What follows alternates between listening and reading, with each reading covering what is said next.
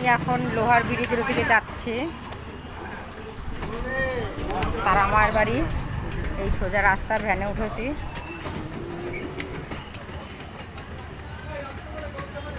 ভ্যানওয়ালা দাদা ভ্যান চালাচ্ছে।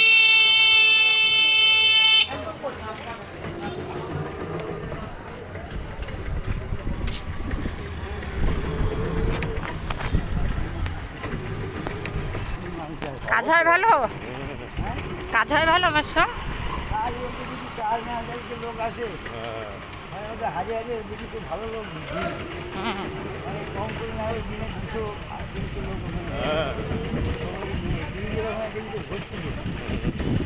কাজ না হয়। এদিকে ঘুরে বলো বসো একটুখানি, একটুখানি। যদি কাজ না হয়, হ্যাঁ, গাড়িটার লোকে আসে।